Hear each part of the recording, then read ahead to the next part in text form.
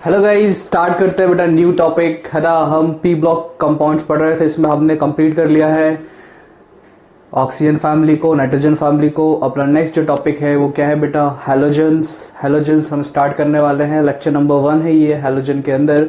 अगर अपन बात करें ओल्ड पीरियोडिक टेबल की तो अपन किस नाम से जानते हैं, 7th ग्रुप के नाम से। और अगर न्यू पीरियोडिक टेबल की बात करेंगे तो वहां पर हम ग्रुप 17 की बात करते हैं बेटा, ऑड ग्रुप है। ठीक है, सबसे पहले हम स्टार्ट करते हैं एलिमेंट से। देखो यहां पर कौन कौन से एलिमेंट्स हैं। ठीक है, एलिमेंट्स तो हम सभी जानते हैं, पीरियोडिक टेबल हम पढ़े हुए हैं बेटा। क्या, fluorine, chlorine, bromine, iodine and astatine. Fluorine, chlorine, bromine, iodine, astatine elements हो गए ग्रुप 17 के। और ये सभी के सभी नॉन मेटल हैं, ये सभी के सभी नॉन मेटल है। बट इतना हम ध्यान रखेंगे कि जो एस्टेटीन है, एस्टेटीन इज है ना, यहां ब्रैकेट में मैं लिख देता हूं एस्टेटीन, केवल एस्टेटीन के लिए लिख रहा हूं बेटा, रेडियो एक्टिव एलिमेंट है ना, radio active element. एस्टेटीन is a radio active element. तो मैक्सिमम जो हमें प्रॉपर्टी स्टडी करनी है वो किसकी करनी है, fluorine, chlorine, bromine and iodine तक ही हम लिमिटेड रहेंगे। ठीक है, तो ये बात हो गई हमारी किसके लिए बेटा, एलिमेंट्स के लिए। अब हम आते हैं है ना इस पर, इलेक्ट्रॉनिक कॉन्फ़िगरेशन। इलेक्ट्रॉनिक कॉन्फ़िगरेशन, ठीक है, इलेक्ट्रॉनिक कॉन्फ़िगरेशन। तो ध्यान देना बेटा, इन जनरल तो इनका जो कॉन्फ़िगरेशन होता है वो NS2NP5 होगा। इन जनरल NS2NP5 होगा, मतलब इनके आउटर मोस्ट सेल में कितने इलेक्ट्रॉन्स होते हैं, 7 इलेक्ट्रॉन्स होते हैं। बट अगर मैं अलग अलग लिखूं जैसे फ्लोरीन, ठीक है, तो फ्लोरीन का एटॉमिक नंबर 9 होगा। तो कॉन्फ़िगरेशन क्या है बेटा, यहां पर इनर्ट गैस आएगी हीलियम, और फिर होगा 2s2 2p5 है ना। क्लोरीन एटॉमिक नंबर हम जानते हैं बेटा, इसमें आप क्या ऐड कर दें, 8 ऐड कर देंगे तो 17 हो जाएगा।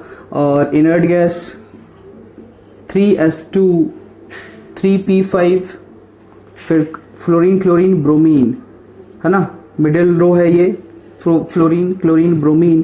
तो इनर्ट गैस 3d10 भर चुका होगा बेटा, फिर 4s2 4p5 है ना। एटॉमिक नंबर 35 है, लिखने की वैसे जरूरत नहीं है। Fluorine, chlorine, bromine, iodine 5th period आ गया बेटा। तो inert gas 4d10 5s2 5p5। और लास्ट में एस्टेटीन का जो मैं कॉन्फ़िगरेशन लिखूंगा, इनर्ट गैस फिर 4f14 5d10 6s2 6p5। तो आई होप अंडरस्टूड हो गया होगा आपको, क्योंकि ऐसे कॉन्फ़िगरेशन हम पहले भी लिखते आए हैं। ठीक है, क्या कहा मैंने, इस तरह के कॉन्फ़िगरेशन हमने पहले भी लिखे हैं कि नीचे हम जाते हैं तो डी और एफ के इलेक्ट्रॉन्स बढ़ते हैं, जिससे जेड इफेक्टिव नीचे जाने पर इंक्रीज करता है। ठीक है, जेड इफेक्टिव बढ़ने से कई सारी प्रॉपर्टीज में चेंज आता है, पर इनका जनरल इलेक्ट्रॉनिक कॉन्फ़िगरेशन NS2NP5 है। पी में एक इलेक्ट्रॉन कम है, मतलब ऑक्टेट कंप्लीट होने से ये नियरेस्ट नोबल गैस कॉन्फ़िगरेशन से इनमें एक इलेक्ट्रॉन क्या होता है बेटा, कम होता है। ठीक है, तो आई होप ये बात क्लियर हो गई होगी। अब मैं आगे बढ़ता हूं किस तरफ बेटा, अपन आगे बढ़ रहे हैं कहां पर, मैं अब बात करूंगा फिजिकल प्रॉपर्टीज की। ठीक है, तो हेडिंग डालेंगे हम फिजिकल प्रॉपर्टीज। देखो फिजिकल प्रॉपर्टीज, वही हमें प्रॉपर्टीज पढ़नी है बेटा जो हमने पीरियोडिक टेबल में पहले से पढ़ी हुई हैं, जैसे कि एटॉमिक रेडियस। ठीक है, एटॉमिक रेडियस क्या बात है, फ्लोरीन, क्लोरीन, ब्रोमीन, आयोडीन और एस्टेटीन। बेटा ऊपर से नीचे जा रहे हैं, ऊपर से नीचे जाएंगे, नंबर ऑफ शेल बढ़ेंगे। नंबर ऑफ शेल के बढ़ने से साइज भी बढ़ेगा। तो साइज का ऑर्डर क्या होगा, ये होगा। तो अपने पास पहला क्या हो गया बेटा, एटॉमिक रेडियस। दूसरा मैं आ रहा हूं किस पर, सेकेंड पॉइंट ले रहा हूं मैं आयनिक रेडियस पे। आयनिक रेडियस पे। अब इसमें एक अच्छी बात है क्या कि जो आयनिक रेडियस की हम बात करेंगे, क्योंकि हैलोजन को हम x से डिनोट करते हैं, तो ये सभी x माइनस के फॉर्म में एग्जिस्ट कर सकते हैं, है ना। सभी नॉन मेटल है, सभी एक इलेक्ट्रॉन गेन करके अपना ऑक्टेट कंप्लीट कर लेते हैं और नोबल गैस कॉन्फिगरेशन एक्वायर कर लेते हैं, इसलिए x माइनस के फॉर्म में एग्जिस्ट करेंगे। तो अगर ये x माइनस के फॉर्म में एग्जिस्ट करेंगे तो हम क्या बोलेंगे बेटा कि आपके पास F माइनस होगा, Cl माइनस होगा, Br माइनस होगा और I माइनस होगा। अब हम ऐसे जाएं, लेफ्ट टू राइट जाएं, तो यहां पर भी तो नंबर ऑफ शेल बढ़ेंगे, यहां पर भी नंबर ऑफ शेल बढ़ेंगे। नंबर ऑफ शेल बढ़ने से साइज बढ़ेगा, नंबर ऑफ शेल बढ़ने से साइज बढ़ेगा, ठीक है। थर्ड पे आ जाते हैं बेटा। थर्ड में ले रहा हूं आयनाइजेशन एनर्जी। आयनाइजेशन एनर्जी कहाँ किसकी बात करना अपन को, फ्लोरीन, क्लोरीन, ब्रोमीन और आयोडीन। देखो लेफ्ट ऊपर से नीचे जाएंगे, साइज बढ़ेगा, जेड इफेक्टिव कम होगा, साइज बढ़ने से जेड इफेक्टिव के कम होने से आयनाइजेशन एनर्जी की वैल्यू में डिक्रीमेंट आएगा, मतलब आयनाइजेशन एनर्जी डिक्रीज करेगा। क्लियर है।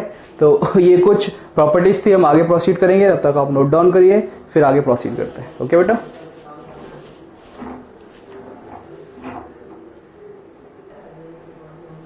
ओके हाँ भाई, तो आप लोगों ने नोट कर लिया होगा, हमने 3 प्रॉपर्टीज देख ली बेटा, एटॉमिक रेडियस, आयनिक रेडियस और आयनाइजेशन एनर्जी।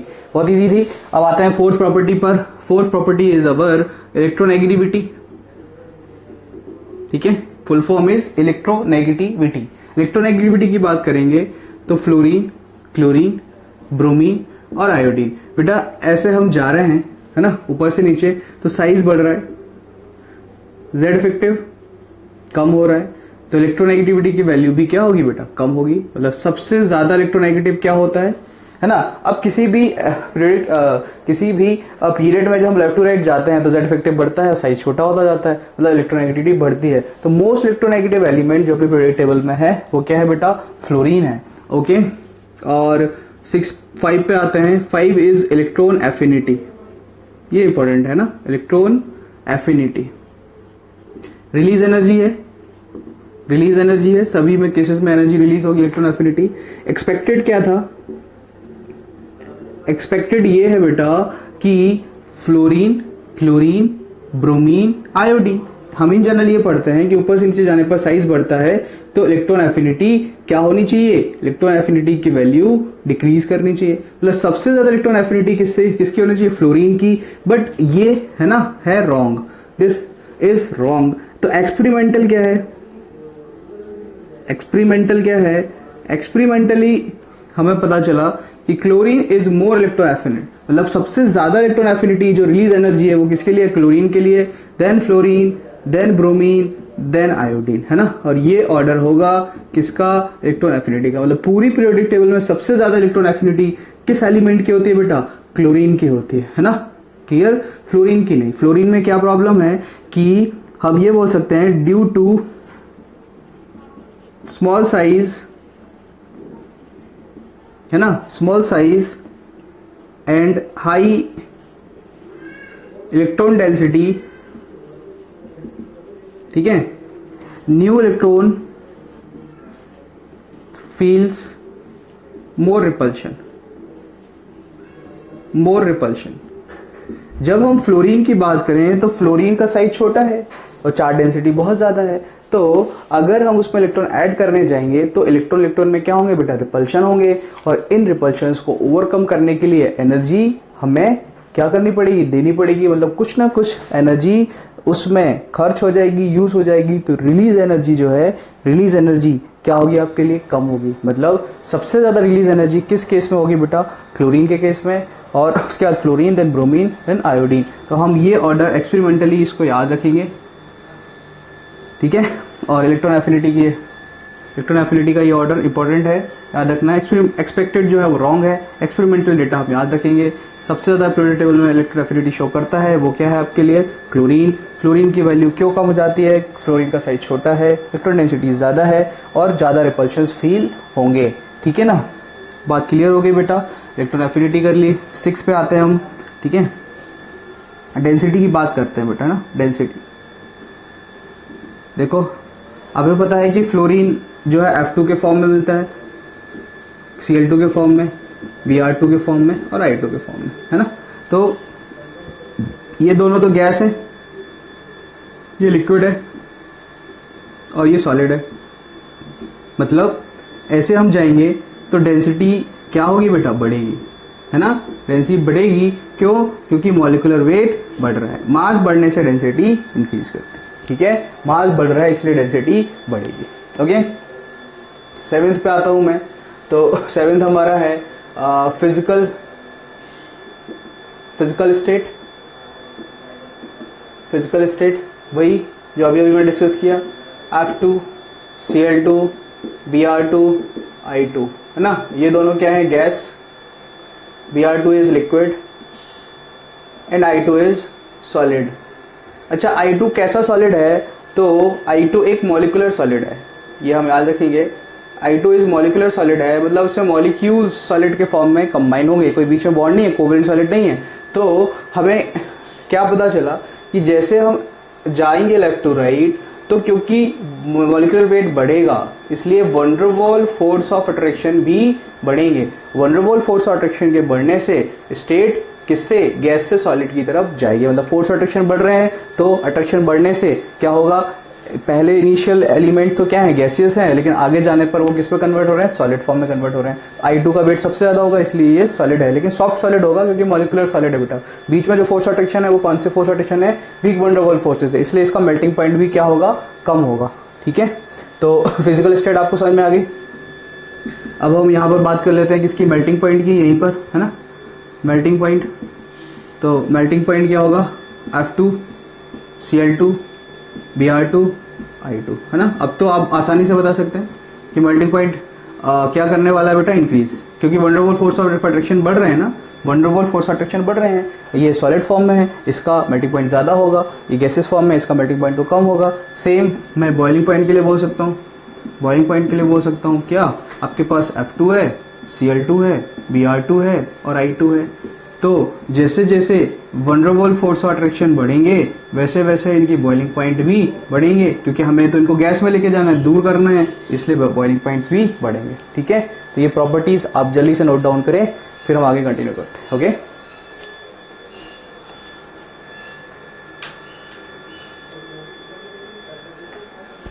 हाँ भाई, तो नोट कर लिया होगा आपने। तो हमने डेंसिटी तक कंप्लीट कर लिया है और बॉन्ड लेंथ, सॉरी इस पे आते हैं, मेल्टिंग पॉइंट भी हो गया, बॉइलिंग पॉइंट भी हो गया। अब हम नेक्स्ट 10 पॉइंट पे लेते हैं, है ना। 10 पॉइंट क्या हमारा, बॉन्ड लेंथ। बॉन्ड लेंथ है ना, देखो आपके पास मॉलिक्यूल F2 है, Cl2 है, Br2 है और I2 है। यहाँ पर ओवरलैपिंग जो होगी वो 2p ओवरलैपिंग होगी, यहाँ पर 3p ओवरलैपिंग होगी, 4p ओवरलैपिंग होगी और 5p ओवरलैपिंग होगी, है ना। 5p ओवरलैपिंग होगी। तो हम जैसे जैसे जाएंगे तो बॉन्ड लेंथ की वैल्यू ऊपर से नीचे जाने पर जो बॉन्ड लेंथ होगी वो इंक्रीज करेगी, है ना। तो ये ऑर्डर होगा बेटा बॉन्ड लेंथ का। 11th पॉइंट, बॉन्ड एनर्जी, है ना, बॉन्ड एनर्जी।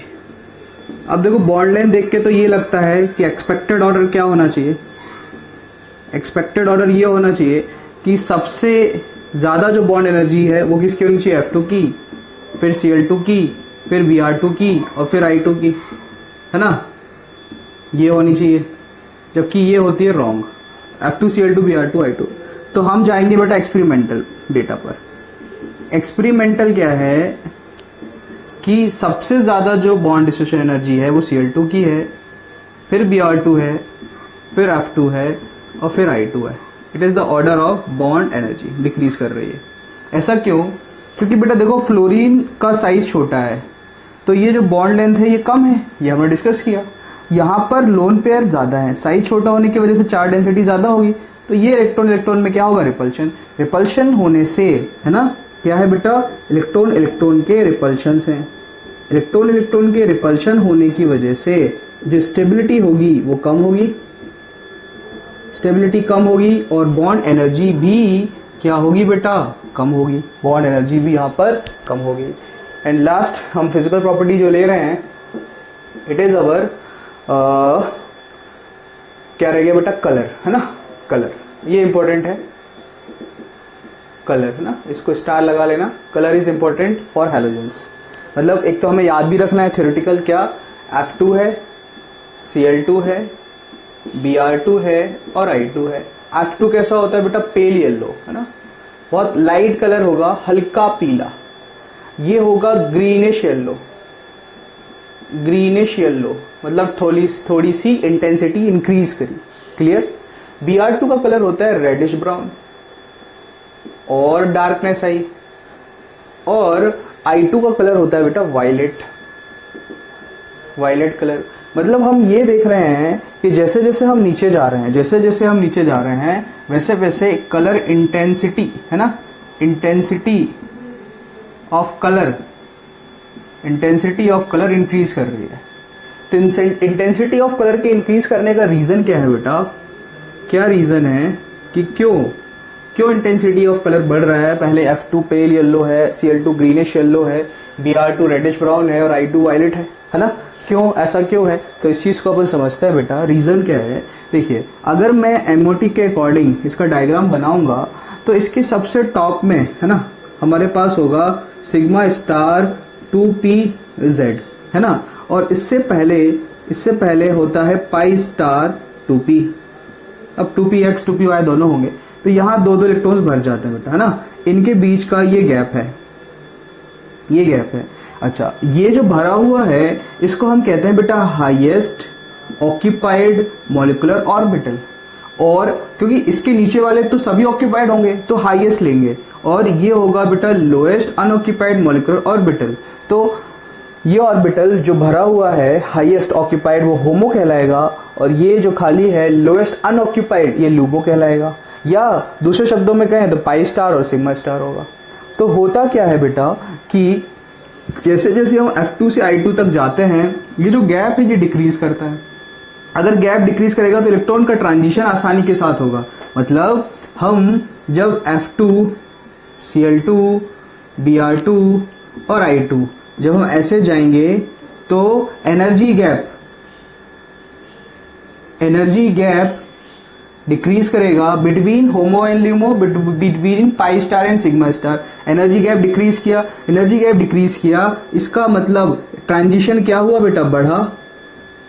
ट्रांजिशन बढ़ेगा, इसलिए कलर की इंटेंसिटी भी बढ़ेगी, क्योंकि जितना ज्यादा ट्रांजिशन होगा इलेक्ट्रॉन का, कलर उतना ही ज्यादा क्या होगा, इंटेंस होगा, उतनी एनर्जी हमें मिलेगी। तो एनर्जी गैप कम होना चाहिए, और ये कब होता है, जब F2 से I2 की तरफ जाते हैं तो एनर्जी गैप क्या होता जाता है बेटा, कम होता जाता है, क्योंकि न्यूक्लियस से डिस्टेंस क्या हो रही है, बढ़ रही है। तो ये एनर्जी गैप होमो ल्यूमो का एनर्जी गैप कम होता है, या पाई स्टार या सिग्मा स्टार के बीच का एनर्जी गैप कम होता है, दोनों ही सेम चीज है। ठीक है, तो आई होप ये क्लियर हो गया होगा बेटा। नोट डाउन करें, फिर हम देखते हैं कि प्रोसीड करना है किसको अपन एंड करें। ठीक है,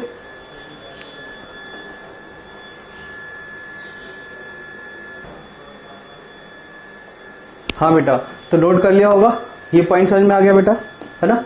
ये पॉइंट समझ में आ गया आपको कि कलर की इंटेंसिटी नीचे जाने पर क्यों बढ़ती है, क्योंकि F2 से I2 पर जाने पर लूमो और ह्यूमो के बीच का जो एनर्जी गैप है वो कम होता है, या पाई स्टार और सिग्मा स्टार के बीच का जो एनर्जी गैप है वो कम होता है। तो ट्रांजिशन इलेक्ट्रॉन के बढ़ जाते हैं, जिससे कि इंटेंसिटी बढ़ती है, डार्कनेस बढ़ जाती है। ठीक है, अब हम आगे बढ़ते हैं और फिजिकल प्रॉपर्टीज हमने कंप्लीट कर ली।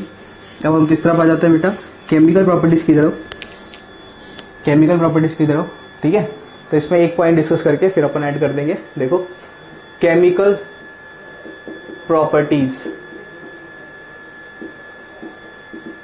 प्रॉपर्टीज, इसमें फर्स्ट जो मैं ले रहा हूं it is our oxidation state, है ना, जो हर बार हम सबसे पहले डिस्कस करते हैं। ऑक्सीडेशन स्टेट क्या होगा ऑक्सीडेशन स्टेट में बेटा, कि आपके पास देखिए फ्लोरीन है, क्लोरीन है, ब्रोमीन है, आयोडीन है, तो सभी का जो जनरल कॉन्फ़िगरेशन क्या था बेटा, हेलोजेंस का जनरल कॉन्फ़िगरेशन क्या था, इनके पास NH2NP5 जनरल कॉन्फ़िगरेशन है।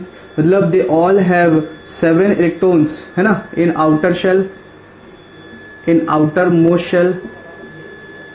तो हम बोल सकते हैं फ्लोरीन, क्लोरीन, ब्रोमीन, आयोडीन ये सभी -1 ऑक्सीडेशन स्टेट शो कर सकते हैं, लेकिन फ्लोरीन मोस्ट इलेक्ट्रोनेगेटिव है तो इलेक्ट्रॉन लूज नहीं कर सकता, इसलिए इसके अलावा और ये शो नहीं करेगा।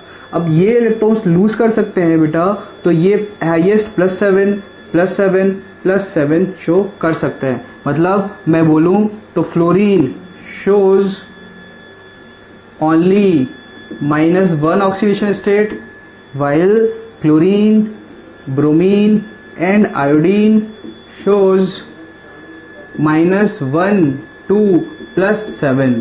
-1 से +7 जितनी भी ऑक्सीडेशन स्टेट होती है वो सभी शो करता है। अब इनके आउटर मोस्ट में कितने इलेक्ट्रॉन है बेटा? 7। तो ये 1 3 5 7 ये कोवैलेंसी शो करेंगे। तो +1 +3 +5 +7 ये सारे ऑक्सीडेशन स्टेट शो करेंगे। इन जनरल -1 से +7 तक सारे ऑक्सीडेशन स्टेट शो करेंगे। ठीक है, तो बात क्लियर होगी बेटा, बहुत आसान पॉइंट है। ठीक है, इसी के साथ अपन इस लेक्चर को एंड कर रहे हैं। ये 7th A group halogen family का लेक्चर नंबर 1 था बेटा। नेक्स्ट क्लास में हम इसके आगे डिस्कस करेंगे और ऑक्सीडाइजिंग नेचर पे बात करेंगे। ठीक है, ओके, बाय बाय।